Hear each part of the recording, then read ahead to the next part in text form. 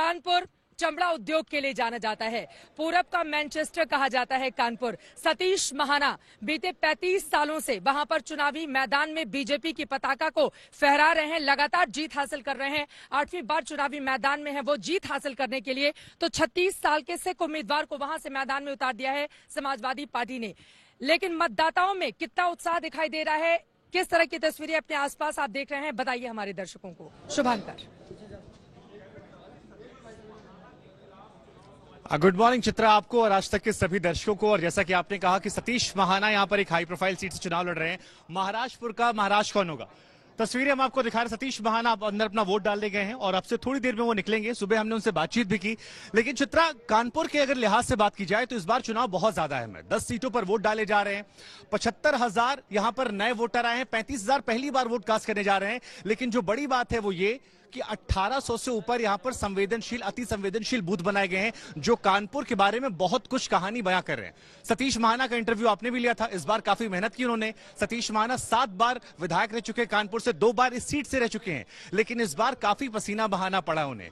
जगह जगह जाकर खुद पर्चियां उन्होंने बांटी है और अगर वो निकलेंगे बाहर तो कोशिश करेंगे उनसे बातचीत करने की भी। लेकिन सुबह बातचीत जब करने हम गए तो वो भगवान के सामने नतमस्तक थे। हमने पूछा भी कि भाई क्या वजह है कि इस तरह से भगवान के पास आप जा रहे हैं और इस तरह से, क्या चुनावी है या फिर 12 मासी है। तो उन्होंने कहा देखिए मैं भक्ति भाव में लीन हूं, लेकिन संदेश और संकेत जो चित्रा वो बड़ा साफ है। इस बार कानपुर में बीजेपी की साख दांव पर है, क्योंकि शुरुआती जाटलैंड था, फिर मुस्लिम बाहुल इलाका था और अब इन 10 में से बीजेपी कोशिश करेगी कि अधिक से अधिक सीटें निकाली जाए। पिछली बार 7 सीटें थी, इस बार भी जो उनके सामने प्रत्याशी हैं वो खुद इनके जरिए बनाए गए हैं, क्योंकि सतीश महाना के खिलाफ वो प्रदर्शन कर रहे थे, उनके खिलाफ गुंडा एक्ट लगता है और सतीश महाना के अपोनेंट में अखिलेश यादव उन्हें टिकट दे देते हैं। लेकिन ये भीड़ देखिए यहां पर ये भीड़ हम आपको दिखा रहे हैं। कोशिश की जा रही है, यहां पर बड़ी संख्या में लोग आना शुरू हो गए हैं और पीछे सतीश महाना इस वक्त तमाम पत्रकारों से मुखातिब हो रहे हैं। जी, तमाम कानपुर में जो बातें हैं वो हैं, लेकिन यहां पर दिन भर पुलिस प्रशासन जो है वो भी मुस्तैद है और संवेदनशीलता के लिहाज से कानपुर आज ज्यादा अहम हो जाता है। इस पर भी हमारी नजर रहने वाली है। जी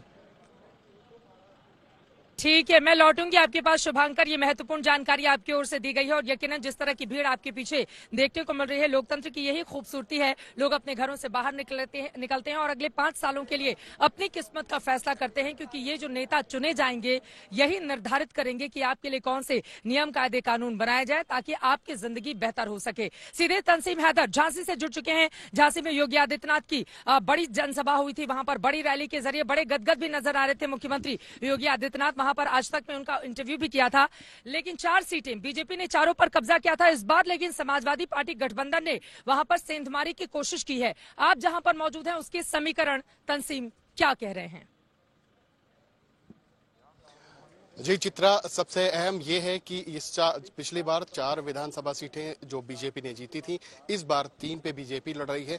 एक जो अपना दल एस को दी हुई है सीट। और जहां तक समीकरण का सवाल है, अगर सिर्फ सदर सीट का जिक्र करें, जो झांसी सदर की सीट है, यहाँ पे रवि शर्मा 2012 में विधायक रहे, 2017 में विधायक रहे बीजेपी से।